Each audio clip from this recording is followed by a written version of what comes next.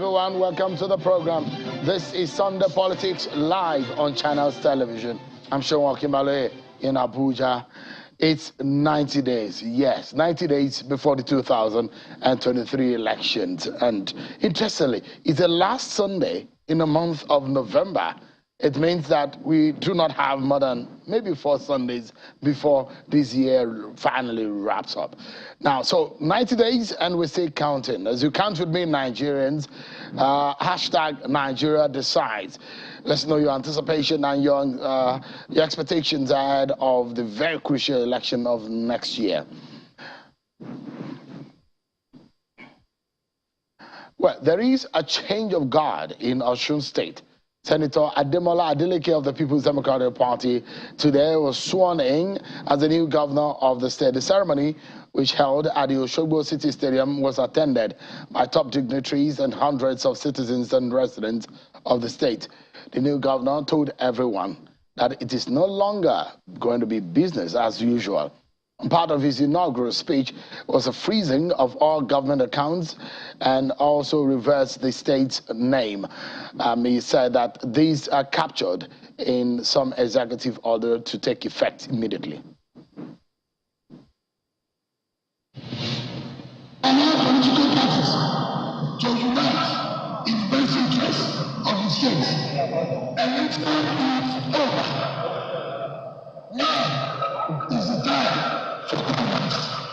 We are open to fit ideas in line with our people. For the purpose of emphasis, I will be a governor for all Osun people, regardless of differences in language, faith, political affiliation, or any consideration. Welcome to a new Osun state. That is the brand new governor Nigeria has today. That's the governor of Osun State, Senator Adeleke. Let's begin our first set of conversations tonight, and it's going to be with a senior advocate of Nigeria, Mr. Femi Falana. Well, let's begin by letting you know that there is being an attack on the office of INEC in Easy local government area of Ebonyi State. The commission, INEC, that he says the office in the area was set ablaze this morning at about 10 a.m.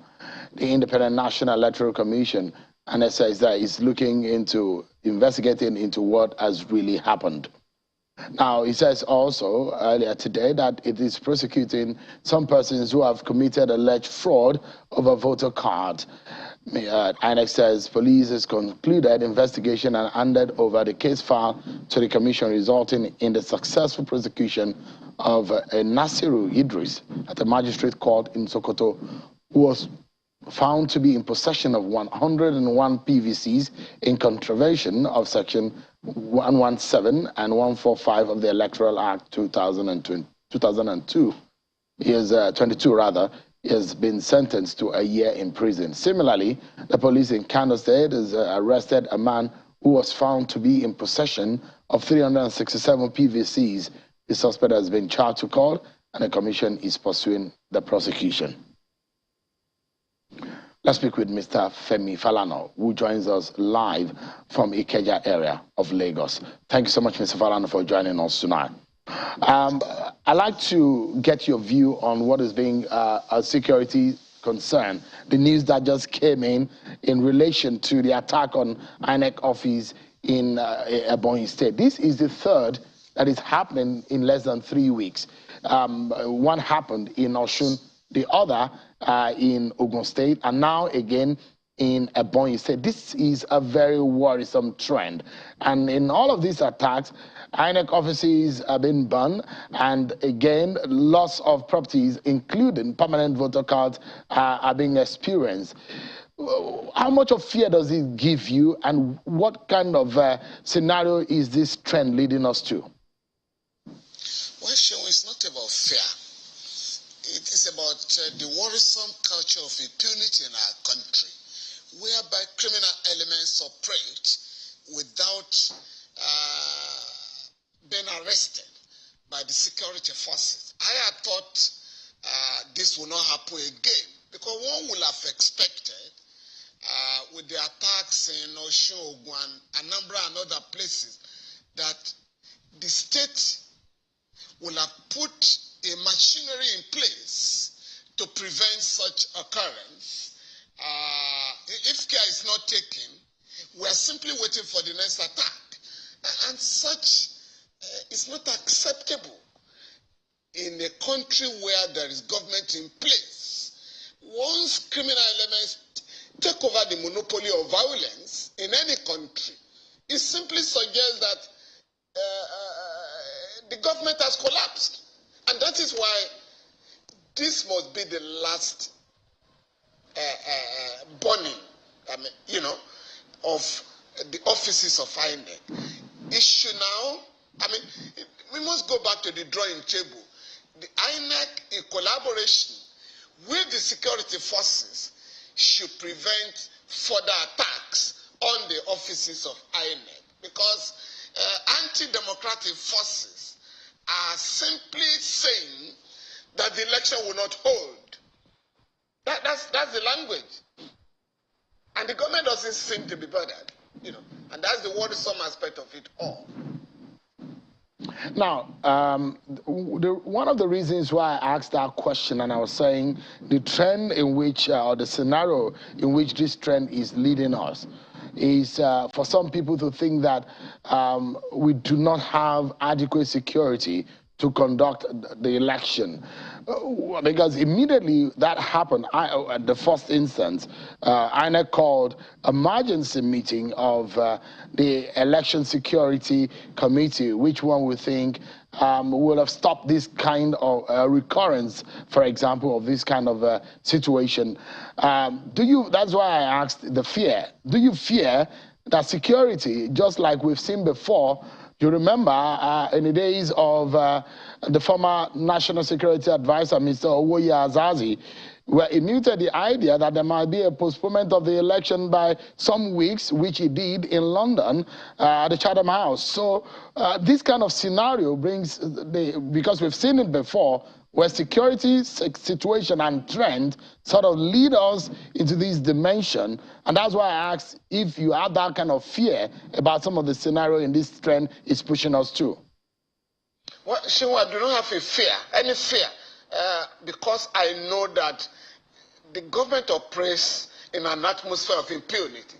Just last week, to the utter chagrin of Nigerians, the Inspector General of Police and the National Security Advisor came out to say that state governors have hijacked the campaigns, they are disrupting the campaigns, and that in not less than 52 cases, violence has been recorded. How many people have been arrested? How many people have been prosecuted? Even if governors enjoy immunity, and I do not believe anybody enjoy immunity from arrest, from investigation, and prosecution later. Governors and the president enjoy immunity during their term of office. But the Supreme Court made the point, in the case of Fawemi and the Inspector General of Police, that those who enjoy immunity can be investigated. The report may either be sent to the respective legislative houses, or the report is kept until they're out of office. Now, leaving those who enjoy immunity for a moment, what stops the police and other security agencies from arresting their agents, many of whom are armed, unleashing violence on people, killing people, and burning electoral materials? Now, we must show that we are civilized people, prepared to operate under the rule of law. But we can't just throw up our hands in helplessness when there is a government in place. I cannot, I can tell you, Shehu, what we're expecting will be worse than what we witnessed in 2014 or 2015, when the election was postponed for 6 weeks. In many parts of Nigeria today, elections cannot be conducted as of today. And I understand from security reports that criminals have taken over, have taken control in about 660 local governments in Nigeria, where you cannot talk of elections. There are local governments in Nigeria today where farmers have to pay levies imposed on them by terrorists. You can't talk of elections in those places. So the members of the political class and the government will have to sit down instead of jumping all over the place. Can we really hold elections under an atmosphere of violence and lawlessness as we are currently witnessing?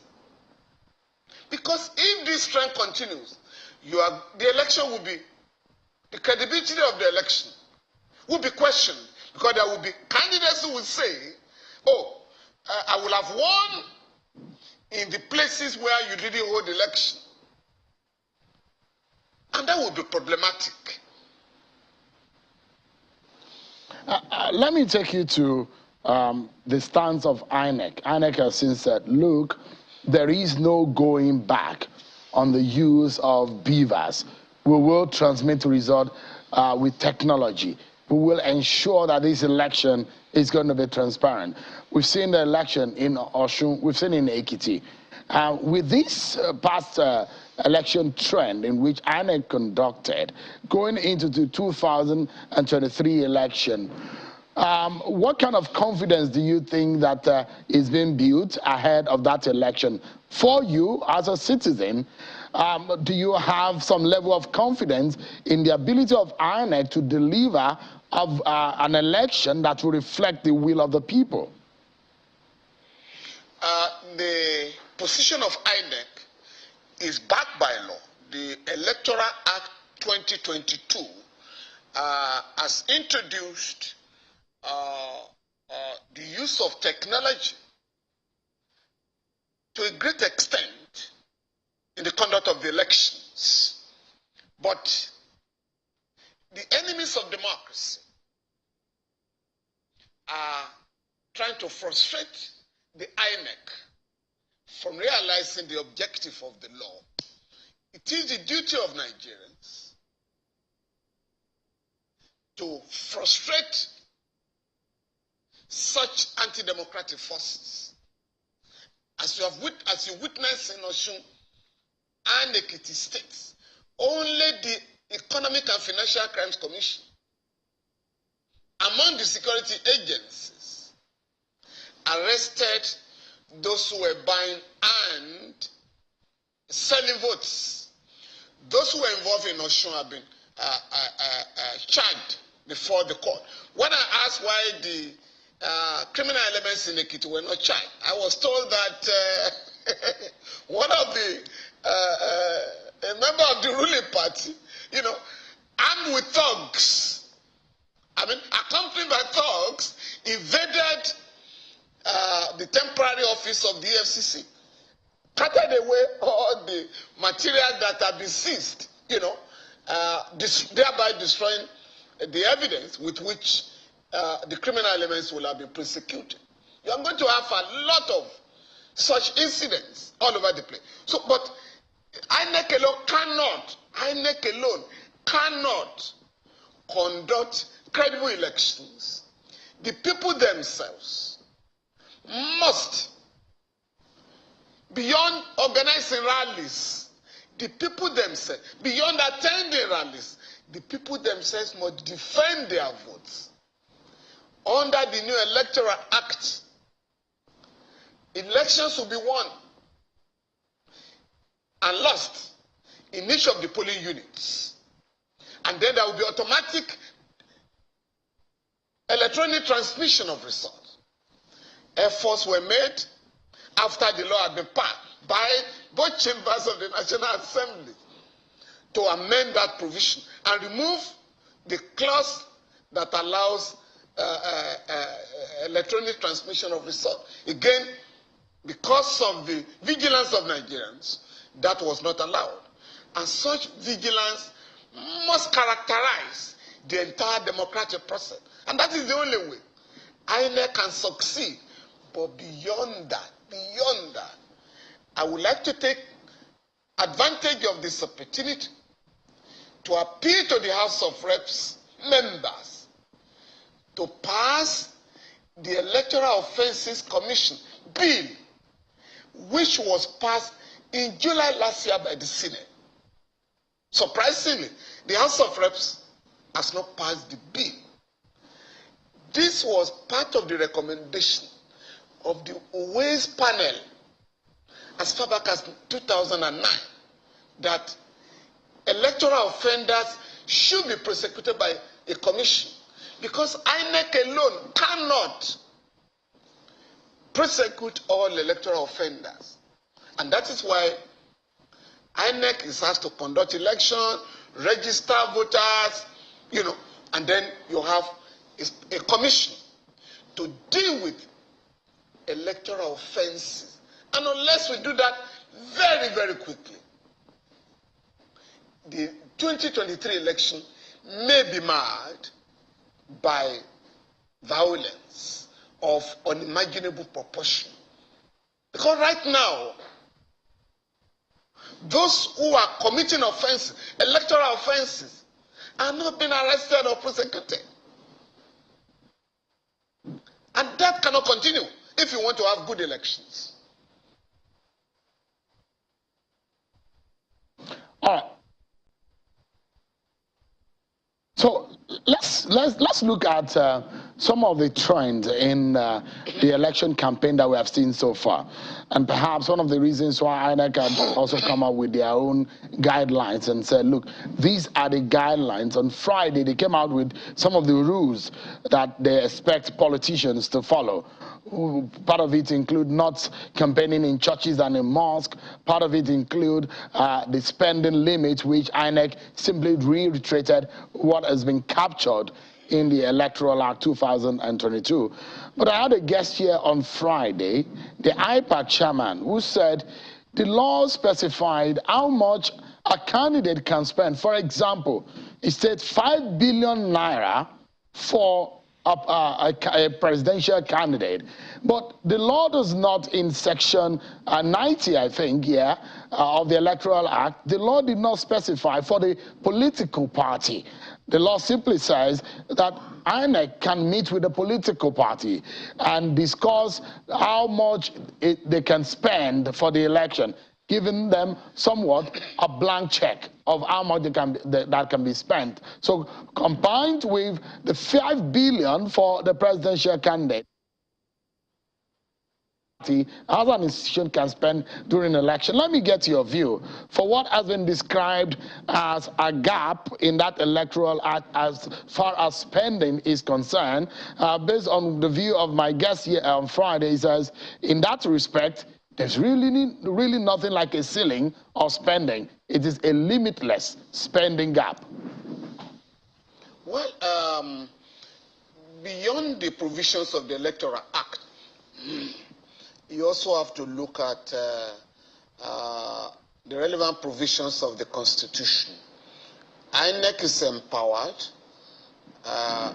by Section 222 of the Constitution and 223 to audit the accounts of every political party every year and sanction those who cannot explain the sources of their funding. Yes, whereas the Electoral Act has stipulated the amount that candidates can spend, there is no dichotomy between the candidate and the political party as far as the law is concerned, because candidates are sponsored by the parties, and if the parties go outside the 5 billion naira stipulated for a presidential candidate, of course the law is there, and the law can be applied against the political party. So I cannot say a basis for the dichotomy between what a political party can spend on a candidate and what the candidate himself or herself can spend. So, but what is important is how to enforce the provisions of the law in a way that impunity will not be tolerated. Again, this is where we need to fast-track the process of passing the Electoral Offences Commission, because that is the body that would be empowered to monitor the spending of candidates and their parties and bring to book those who violate the relevant provisions of the Constitution and the Electoral Act. So, I mean, with the way and manner that the Electoral Act has specified it, you do not think that there might be a need to rethink or to touch up on the Electoral Act? As well, it was a politician who said it on Friday, that the law has given political parties a leeway for them to spend more than what is expected. So in terms of spending, considering the inflation rate in Nigeria, what the law specifies, 5 billion in this climate. What do you make of that? No, I mean, when the bill was proposed, some of us criticized the institutional or statutory monetization of the electoral process, whereby majority of our people are kept out of political offices. As if that was not enough, political parties also impose nomination fees, skyrocketing nomination fees, again to keep a number of people out of the political process. But as it is today, there is no basis for the interpretation that has been given to the relevant provision of the Electoral Act on the maximum amount that can be spent on candidates. You cannot say Party A will spend 7 billion naira on his presidential candidate, whereas the law says the maximum that can be spent is 7 billion naira. So the law has not drawn any line of dichotomy between the political party and the candidate. So the political party is going to spend the money on the candidates.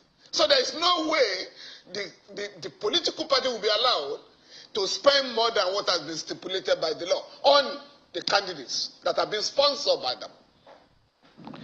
So give us an understanding of your assessment of the campaign so far. For you, have they been issues-based? Well, not quite, not quite. I can tell you this.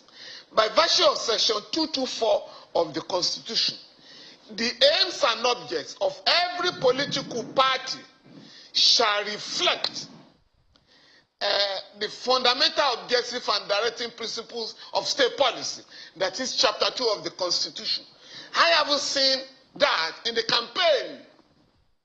In other words, Section 14 of the Constitution provides that the security and welfare of the people shall be the primary purpose of government. I haven't really seen much in terms of how political parties and their candidates are going to provide for the welfare of our people. Some of them have danced around security, improving the security architecture of the country. But beyond the verbalization, in concrete terms, how are we're just talking about INEC now. Offices being bombed by criminal elements. Is it not a shame that we do not have CCTV cameras installed around the offices of INEC so that those who are perpetrating these nefarious activities will be caught? So you cannot secure a country in this age and time without installing CCTV cameras in your cities. That's number one. Number two, the welfare of the people. Our young people are trooping out of the country. And professionals that your country has spent a colossal sum of money to train. Our medical doctors, and other medical professionals are trooping out of the country. Whereas there are no hospitals here. There are no doctors to attend to our people. You know what it costs today in Europe and America to train a medical doctor? Now, they are having our doctors free of charge. And the government has decided that, come, United Kingdom, we now have about 10,000 doctors in your country, 15,000 nurses.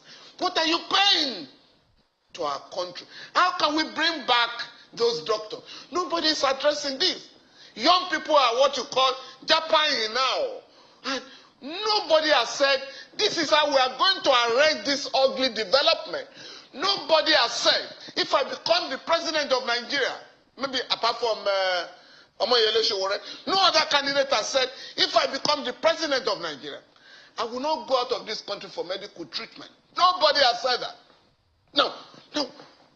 When are you going to build hospitals in our country? And unless you ban public officers from traveling out of the country for medical treatment, from training their children abroad when they are in power, you are not going to stop strikes in our tertiary institutions. You are not going to stop medical tourism, in favor of India, United Kingdom, and the rest of them. So these are issues that are not being addressed. The economy, Section 16 of the Constitution, part of Chapter 2, provides that the economy of Nigeria shall be managed by the Nigerian people, not by IMF and World Bank, right? Not by a few people. In fact, the Constitution says the Commonwealth shall not be concentrated in the hands of a few people or a group. So there is no room for privatization or outright sale of public assets to a few people who will simply go to the bank to take a loan to buy the assets of the country. In other places where they have thought of privatization, you inject fresh fund into the economy. Not here. In fact, sometimes the government says, don't pay. And this is what has just happened in the purported sale of Polaris Bank, where the buyers who are selling motorcycles are being asked, pay the 1.3 trillion that we have spent on revitalizing the bank for a period of 25 years.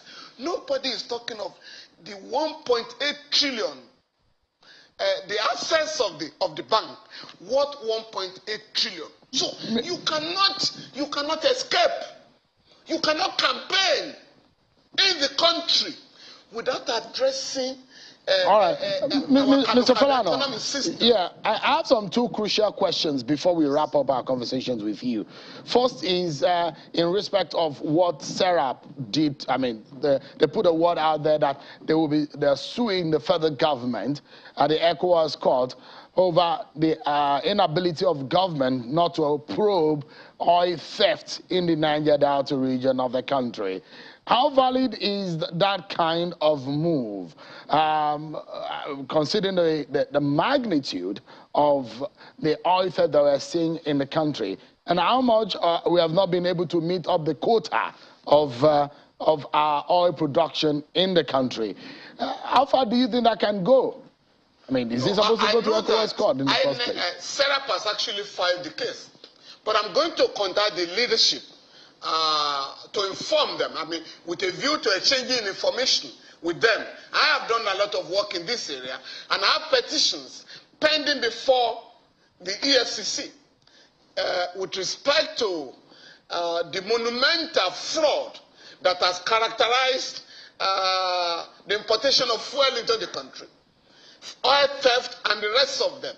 And we're simply using information from the government. I mean, for instance, one of our petitions is against the Petroleum Equalization Fund that was given 17 billion naira in 2018 to install a mechanism for detecting, for monitoring and for tracking tankers, trucks that are taking fuel out of Nigeria, and also to track ships that are taking fuel, I mean petrol, crude oil out of Nigeria. We are asking what happened to that money. We are asking why was that mechanism not put in place. So I'm going to exchange information. And I also know two groups. I belong to one of them that has traced oil theft to the United States. We have come up with a figure of $12.7 billion. Another group has come up with a figure of about $17 billion. All that, I met the Honorable Attorney General 2 weeks ago, and he said, what do we do? All the United States government is asking, government to government, make a request for us to pursue those who have stolen your crude oil. And because we have tracked them, we have traced them. So I'm going to exchange information with Sarah so that we can work together, because we have no business with poverty. We have no business with poverty.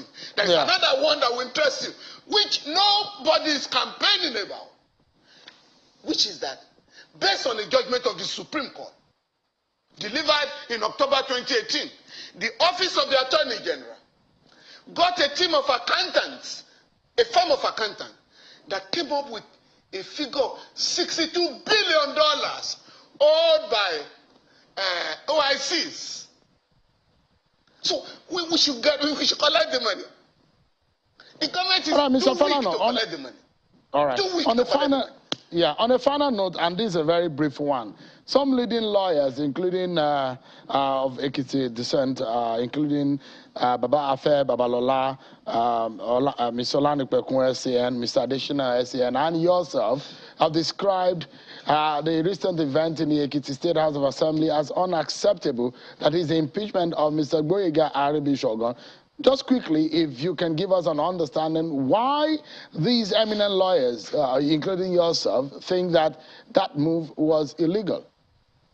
Well, for us, I think it was one impunity that was too many. That house had, on 2 previous occasions, engaged in such a charade whereby the leadership or speakers were removed illegally.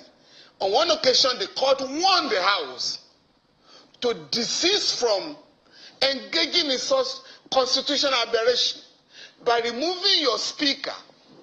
In this case, Honorable Gboyega Aribishogun was removed in Ekiti while he was in Abuja. No charges, no allegations were brought against him. So he was not given the right of fair hearing. Ditto for his 6 other colleagues who have been suspended. Under the rules of the House, you cannot suspend, you cannot impeach a speaker unless you have 2/3 majority of the members. Nobody has said that occurred in the House. Now, after our intervention, it did occur to the House members and their advisor, sorry, we had made a mistake.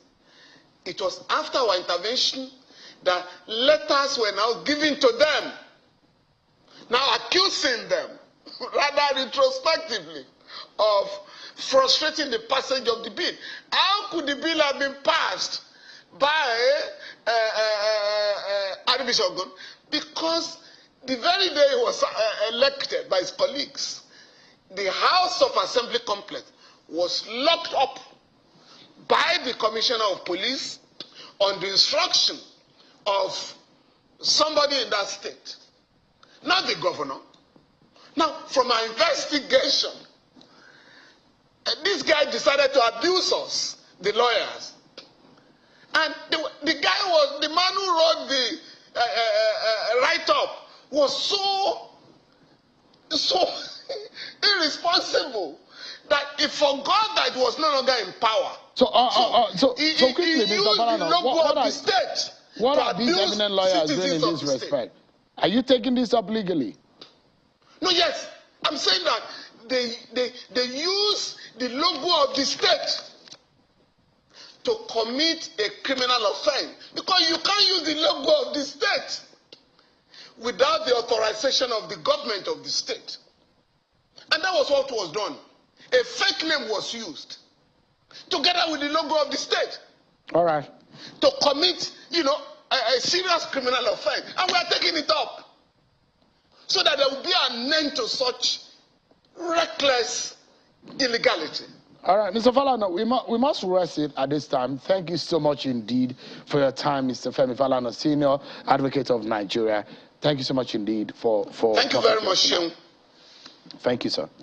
We'll take a break, everyone, and when we come back, we will be dissecting the Buhari government of the last 7.5 years or so as we head into the 2023 election.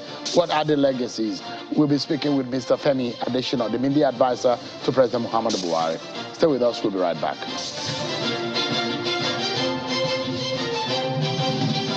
you so much, everyone, for staying with us right here on the program.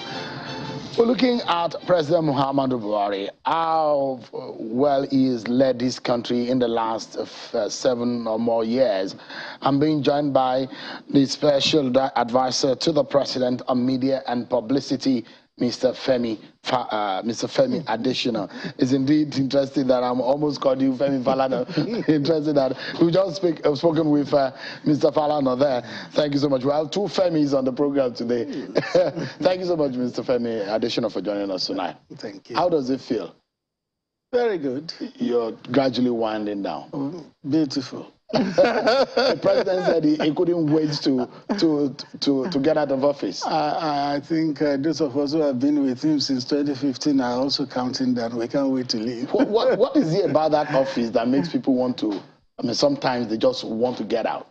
It's a lot of responsibility, and then a lot of work, and then maybe a little appreciation from the populace. So by the time you are winding down, you can't wait to go. Some people will say, but he asked for it. He was the one who, 4 times he said he wants to be president. Now he asks, why is he hurrying out? No, it's not a matter of hurrying out. It's a matter of constitutional limitation. He has maximum of 8 years he can spend. He has spent 7.5 years. If he had his way, if not because of the legal consultation, he may have left before the 8 years, isn't it? I mean, do you feel fulfilled that you have worked in a government at this time in the nation's history? How do you think personally that you would have written the record and the performance of this government in the last 7 or more years? I mean, and several months. Well, your question is, do I feel fulfilled? At the personal level, I'll say yes. Because how many journalists, how many editors do we have in Nigeria? Many hundreds. If you are asked out of that lot to come and serve your country, to come and serve the president of that country, you can only be thankful to God. And then you have done it for 7.5 years. You can also only be thankful to God and maybe to your principal, who also appointed you and has reserved confidence in you up to this time. So I feel good. You think it was a mod? I mean, you didn't when you were going into the office, you didn't think it was this difficult? No, I knew it was not a tea party. I remember I wrote a piece 2 weeks ago in which I recalled the moment I was quitting my job to come and serve in government. That very morning, I woke up and I started to cry. Because I didn't know what I was going in for. I had never been in government, and I didn't know what I was going to meet. I didn't want government, but I wanted to serve Muhammadu Buhari. That was why I came, but I wasn't sure what I was going to meet. 7.5 years down the line, I'm glad I worked with it. No, but would you say that the president and the man that you worked for has been able to fulfill his promises to Nigerians? I believe so. One thing we need to understand and appreciate is that there is no single president that will solve the problems of a country, all the problems of a country. It has never happened before. It will never happen anywhere in the world that a president will come or an administration will come and solve all the problems. No, that president and the administration he leads will do their bit and hand over to another administration that will continue. Perhaps why some people will tomorrow morning wake up to what you have said now and criticize it is perhaps the euphoria and the steam in which the APC government came into power, preaching change. You think the expectations were too high? Well, there will always be criticisms, particularly in a country like this. You change the naira, they criticize. You don't change, they criticize.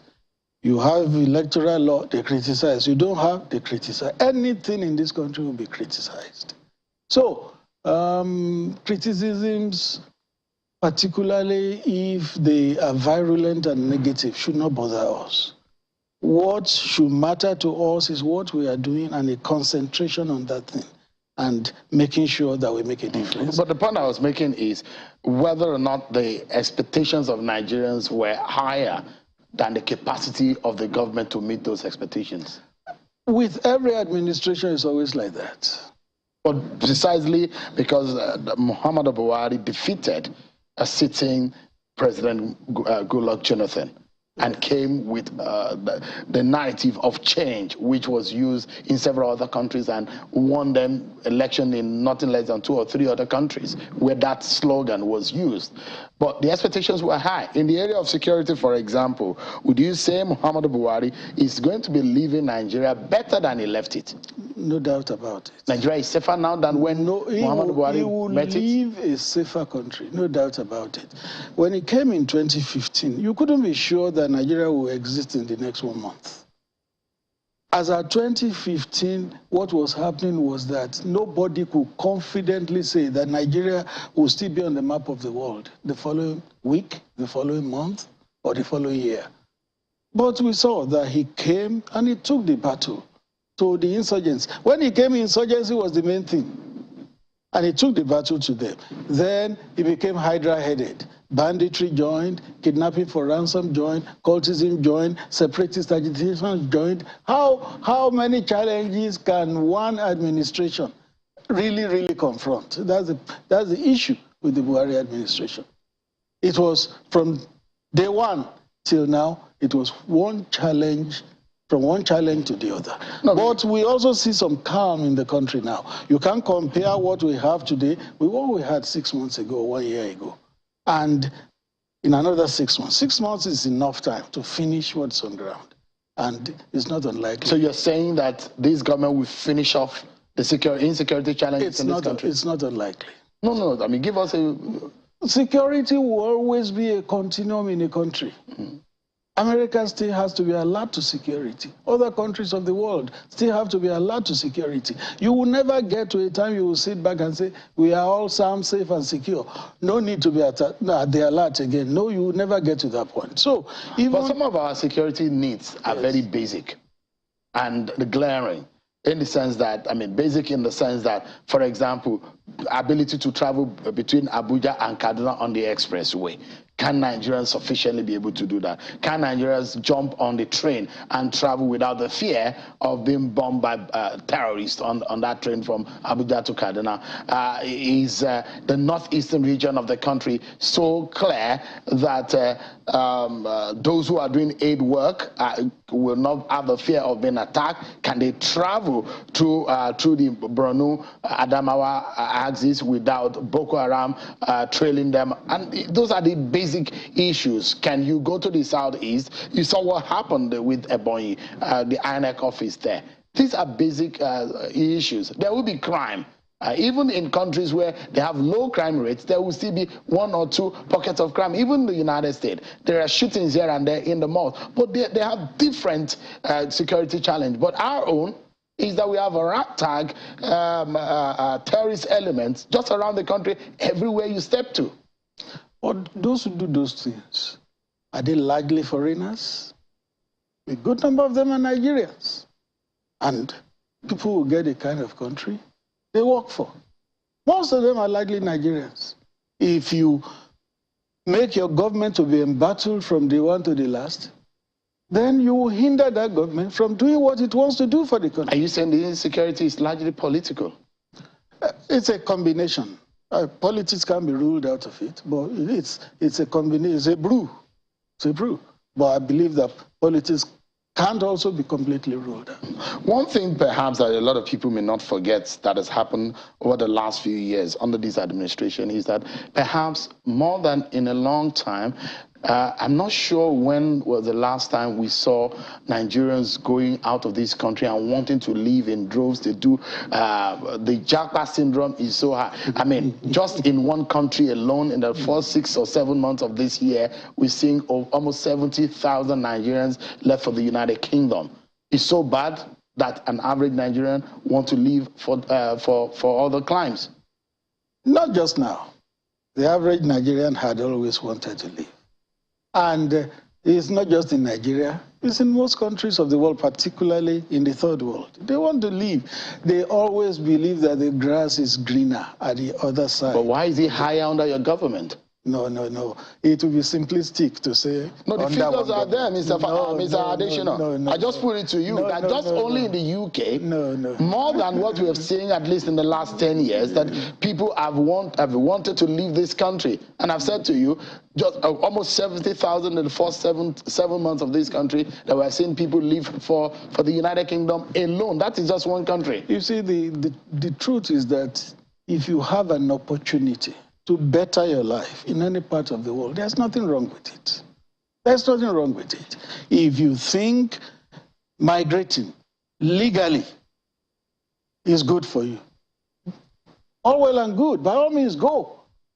But you can't now say because people are leaving, then it's a sign that something is fundamentally wrong. You don't think something is fundamentally wrong? No. This is our country. And you don't think something is wrong for people wanting to leave? It's our country. There are people who will never leave this country. You know a lot of people who love this country. But now, because they want a better life. You said 70,000 people left. What average is that out of 200? I'm saying to one country.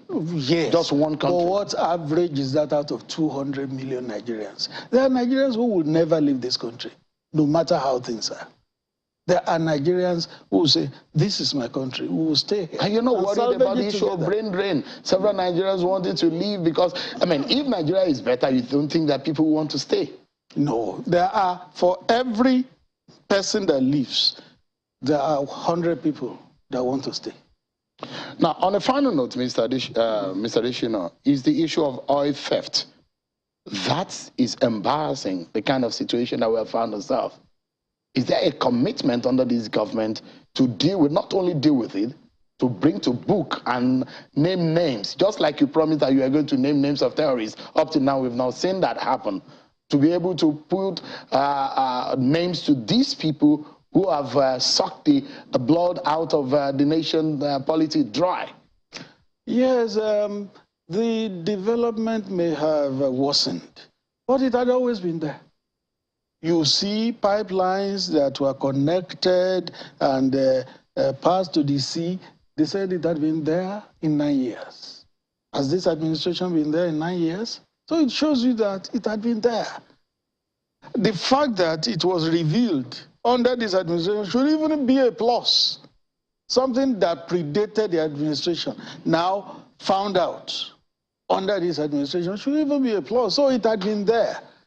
One thing we can be sure of is that when a prima facie case is established against these oil thieves, they will be brought to book.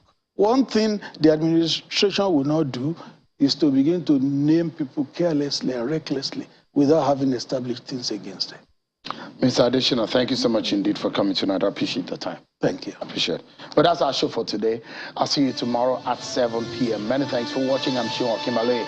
God bless Nigeria.